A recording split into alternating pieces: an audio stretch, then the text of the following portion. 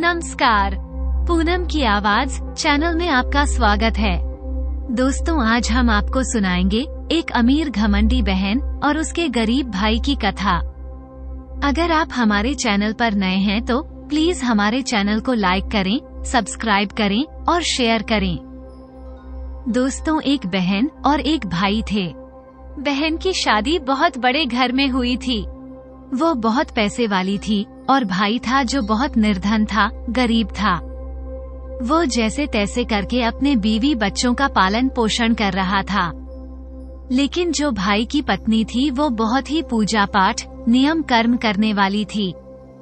वो हमेशा पूजा पाठ में जाती और माता रानी का बहुत ध्यान लगाती थी। जैसा भी उससे बन पड़ता वैसा ही वो पूजा पाठ जरूर करती थी। इसलिए वे गरीब होते हुए भी उसके बच्चे भी संस्कारी थे और वो थोड़े में गुजारा करके भी अपने पति के साथ खुश थी। लेकिन जो बहन थी वो बहुत घमंडी थी। वो अपने भाई से गरीब होने के कारण उससे कोई रिश्ता नहीं रखती थी और बहुत बहुत दीन हो जाते थे। वो अपने भाई से मिलना भी पसंद नहीं करती थी। एक बार बहन की ननंद की शादी थी तो उसने अपने भाई को न्योता नहीं भेजा। सब रिश्तेदारों को बुलाया लेकिन भाई की गरीबी के कारण उसको नहीं बुलाया तो भाई ने यह बात अपनी पत्नी को बताई। जब उसे किसी से पता चला तो उसने अपनी पत्नी से झूठ बोलते हुए कहा कि मेरी बहन के ही यहाँ उसकी उसमें जाना है। तब उसकी पत्नी ने कहा कि तुम्हारी बहन ने बुलावा तो भेजा नहीं है, न ही कोई आमंत्रण आया है कि हमें निमंत्रित किया गया हो। तो इस पर उसके पति ने कहा कि नहीं नहीं, मेरी बहन ने मुझे निमंत्रण भेजा है इसलिए मुझे वहाँ जाना चाहिए, और अपनी पत्नी से झूठ बोलकर वह जो भी उस पर बन पड़ा। अपनी औकात से ज्यादा कपड़े लत्ते और खाने पीने का सामान लेकर बहन की ससुराल चल दिया। जब वह अपनी बहन की ससुराल गया तो जब वह दरवाजे पर पहुंचा तो उस पर किसी की नजर नहीं गई जो उसकी अमीर घमंडी बहन थी। उसने उसे खिड़की से देख लिया कि उसका भाई आया है, लेकिन वो उसे देखकर पीछे हट गई। जब उसकी बहन की देवरानी ने उसे देखा तो वह दौड़ी दौड़ी अपनी जेठानी के पास गई और उससे कहने लगी, दीदी तुम्हारा भाई आया है। तब वह अपनी देवरानी से कहने लगी कि द्वार पर मेरे जेठ ससुर बैठे हैं इसलिए मैं नहीं जा सकती हूँ, मुझे शर्म लगती है। तुम जो है ये बताओ मेरे भाई का भेष कैसा है और वो क्या लेकर आया है। तब वो उसकी देवरानी कहने लगी कि दीदी तुम्हारे भाई ने तो बहुत ही मैले से कपड़े पहने हुए हैं जो जगह जगह से घिस गए हैं, और हाथ में भी एक झोला लिए हुए है जिसमें उसने कुछ रखा हुआ है। ये सुनकर उसकी बहन बोली कि जाओ मेरे भाई को पीछे के दरवाजे से भेज दो। वो उसकी देवरानी गई और उसके भाई को पीछे के दरवाजे से भेज दिया। वो भाई ने सोचा बहन मिलकर बहुत खुश होगी। बहुत दिनों के बाद वो बहन से मिलने आया था, लेकिन पैसे के चूर में अंधी बहन ने भाई की भावनाओं को नहीं समझा और वो उससे कहने लगी कि तुम्हें किसने बुलाया है। ये तो पूछने से रही कि मेरा भाई भूखा प्यासा होगा। मेरे भैया भतीजे, भैया के बच्चे, मेरी भाभी, भतीजे, भतीजी कैसे होंगे। और वह अपने भाई को दुकारने लगी और कहने लगी कि तुम इस फटीचे हाल में मेरे यहाँ पर आए हो। मेरी तो सारी जब तुम खराब कर देने वाले थे, तुम्हें किसने बुलाया है, तुम यहाँ क्यों आए हो। तब वो कहने लगा, बहन मेरा बड़ा दिल था अपनी बहन से मिलने के लिए, लेकिन मुझे नहीं पता था कि तू मुझे देखकर खुश नहीं होगी। अब वह बोली कि चलो ठीक है, आ गए हो तो। अपने भाई को वह एक कमरे में ले जाती है और उसमें उसे बंद कर देती है और कहती है कि जब तक मैं ना कहूँ इस कमरे से बाहर नहीं निकलना है। बेचारा भाई पैदल गया था, भूखा प्यासा था, लेकिन बहन ने उसकी कोई खोज खबर नहीं ली। धीरे धीरे 2 दिन बीत गए। बहन ने दरवाजा नहीं खोला।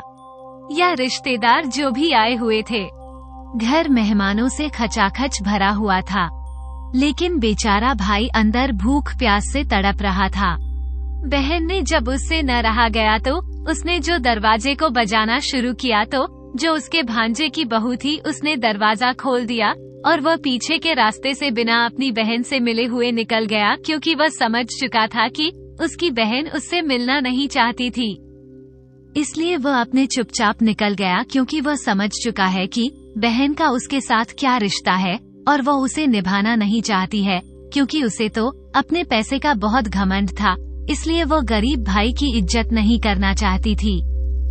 बेचारा 2 दिन से भूखा प्यासा था और वो वहाँ से निकलकर अपने घर के लिए चल दिया, लेकिन रास्ते में जाते हुए उसके पैर लड़खड़ाने लगी और वो रोने लगा तो वो एक जगह बैठ गया। फिर दोस्त उठकर चल दिया, फिर थोड़ी दूर चला, फिर बैठ गया। ऐसे करते करते वो आधे रास्ते आ गया और भूख प्यास के मारे वो बिल्कुल अधमरा हो चुका था। तभी उसे एक बुढ़िया दिखाई दी। जब वह बेहोशी की हालत छाने लगी तो उसे एक बुढ़िया दिखाई दी जो उसका सर अपनी गोद में रखकर बैठ गई और धीरे धीरे उसके सिर पर हाथ से सहलाने लगी। जब उसकी आंख खुली तो उसने एक बूढ़ी माई को देखा तो वह कहने लगा कि बूढ़ी माँ, इसे कि आप कौन हैं? तब वह बुढ़िया माई कहने लगी कि मैं इसी जंगल में रहती हूँ और जब मैंने तुम्हें देखा तो मैंने तुम्हें गिरते हुए देखा तो मैं तुम्हारे पास चली आई। वो बुढ़िया और कोई नहीं अफशान माता थी और उसकी पत्नी जो उसके लिए बार बार प्रार्थना कर रही थी। इसीलिए अफशान माता उसके पति की रक्षा करने आई थी। तब अफशान माता ने उसे शीतल जल पीने के लिए दिया और उससे बोली कि बताओ तुम्हें क्या परेशानी है। तब वह बेचारा इतना कहते ही फूट फूट कर रोने लगा और अफशान माता से कहने लगा कि मैं अपनी बहन से बहुत प्यार करता हूँ और मेरी बहन की नंद आदि थी। मैंने जैसे तैसे किसी से पैसे उधार लेकर जो भी मुझ पर बन पड़ा है मैं लेकर अपनी बहन के घर गया, लेकिन मेरी बहन ने मेरे साथ कैसा व्यवहार किया वो ये सब बातें उस बुढ़िया माई को बताने लगा।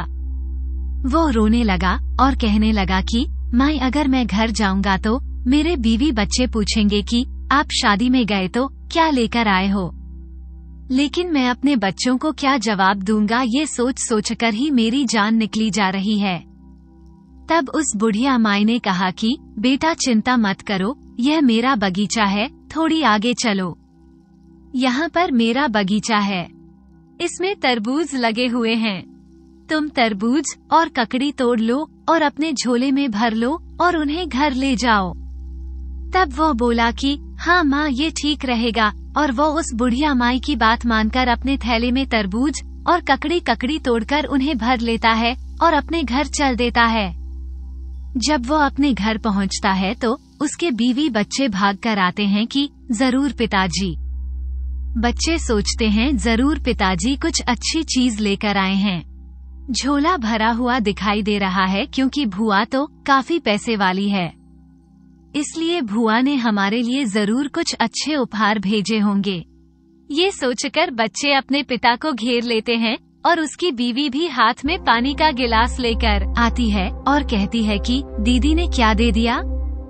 जो झोला भरा हुआ है वो बेचारा खून का घूंट पीकर अपनी पत्नी को क्या बताता।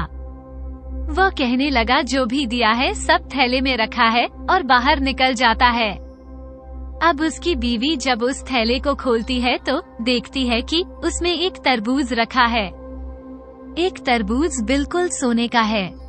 ये देखकर वो बहुत आश्चर्य में पड़ जाती है कि ननंद ने तो बहुत सा ज्यादा दे दिया है, जरूर उससे अपने भाई का दुख देखा नहीं गया होगा, इसलिए ननंद ने इतना सहारा दे दिया है। जब वो दूसरे तरबूज को काटने लगी तो उसमें क्या देखती है कि तरबूज में बीजों की जगह हीरे मोती चमक रहे थे। जब उसका पति घर आया तो वो उससे कहने लगी कि दीदी ने क्या दे दिया है।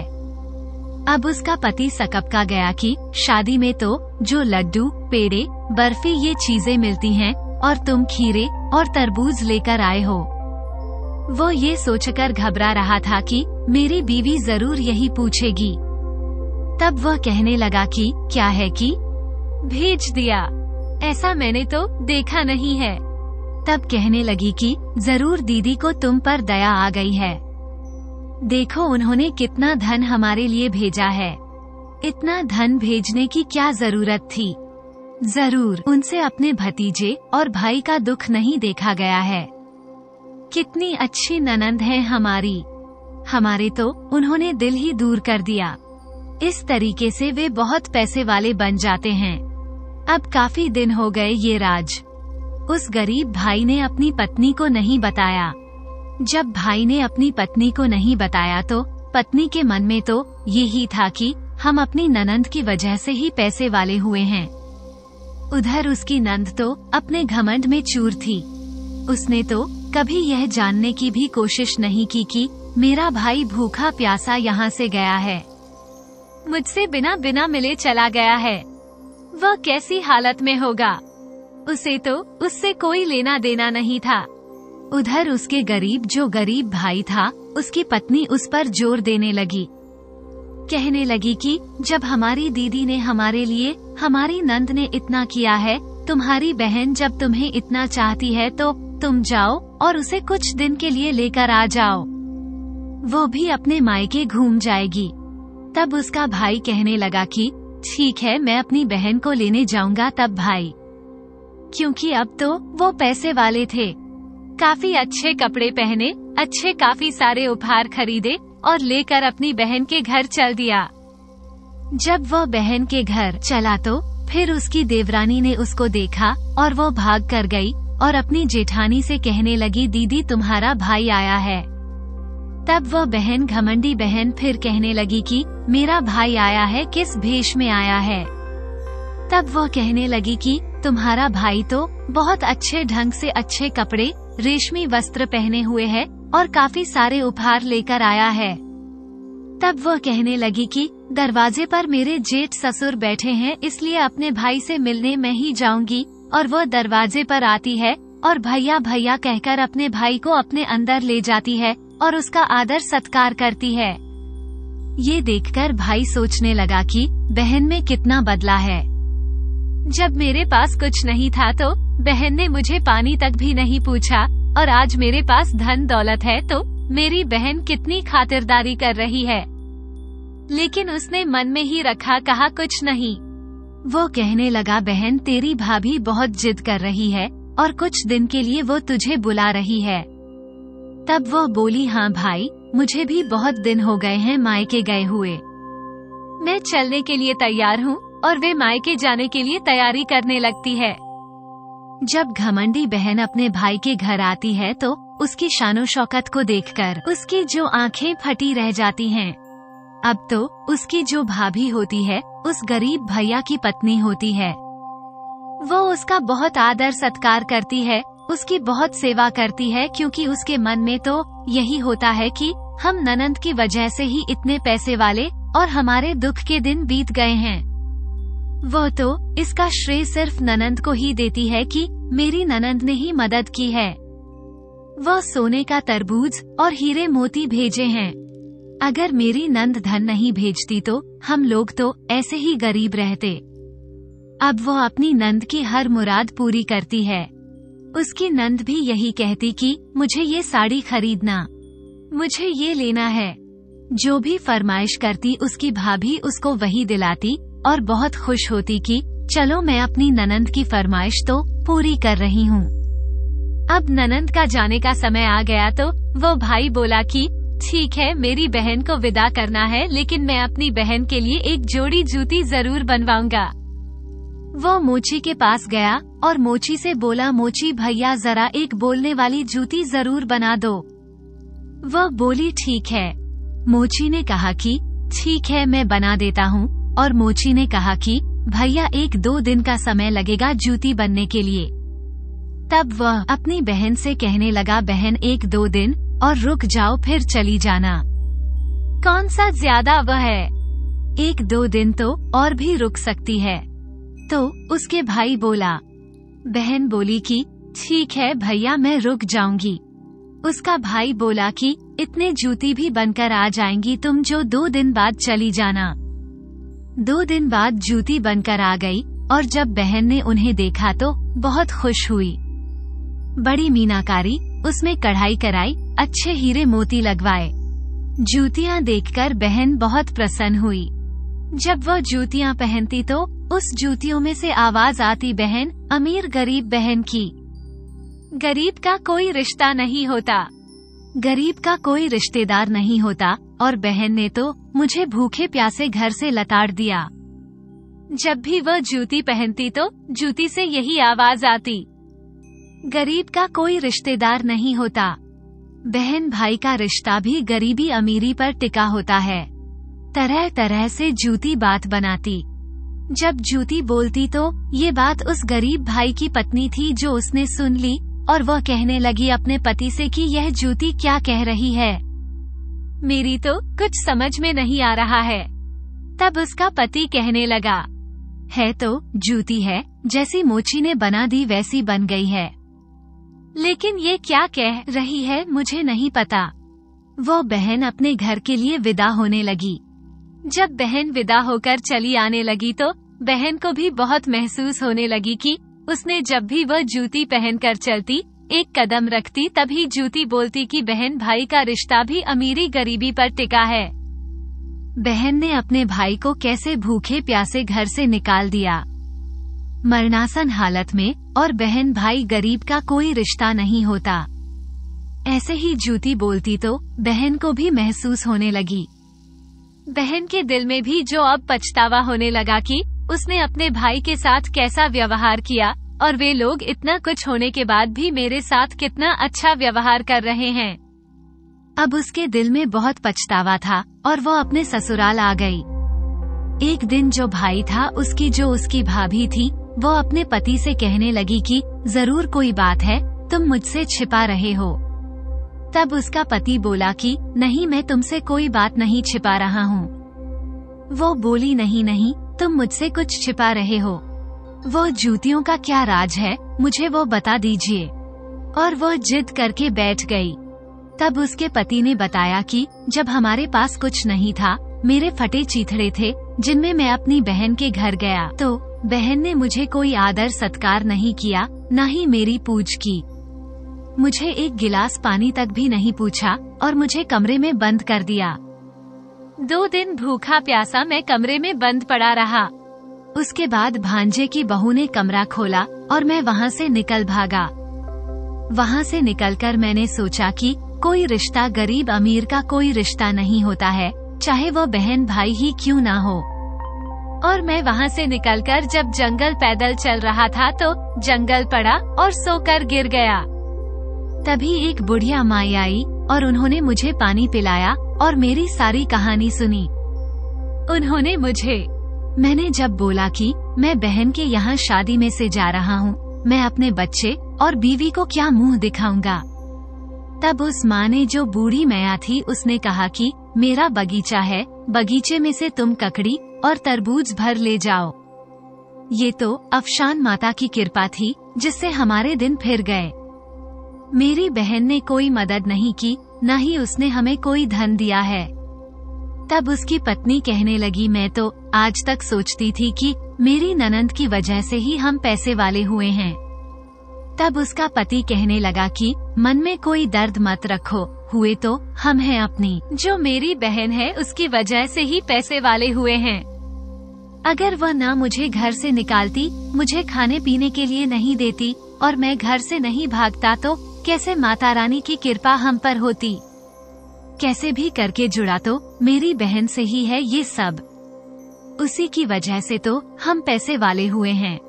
वो अपनी पत्नी को समझाने लगा और कहने लगा कि मेरी बहन के प्रति मन में कोई दुर्भाव व्यवहार मत रखना, उसके साथ कोई ऐसा व्यवहार मत करना। उसकी पत्नी कहने लगी कि नहीं, भगवान ने हमें इतना दिया है कि जिससे हम दूसरों की भी मदद कर सकें, लेकिन हम अपने गरीबी के दिन भूले नहीं हैं। अगर बहन ने ऐसा किया है तो वो उनकी सोच है, लेकिन हम हमेशा उनका आदर सत्कार करेंगे। वे जब भी अपने पीहर आएंगी तब हम उनको जो कहेंगी वही उपहार देंगे। तो दोस्तों, यह एक गरीब भाई और एक घमंडी बहन की कहानी थी, जो शायद माता की कृपा से उस बहन का घमंड चूर चूर हो गया। अगर आपको कहानी पसंद आई हो तो प्लीज हमारे चैनल को लाइक करें, सब्सक्राइब करें और शेयर करें। वीडियो को अंत तक देखने के लिए आपका बहुत बहुत धन्यवाद।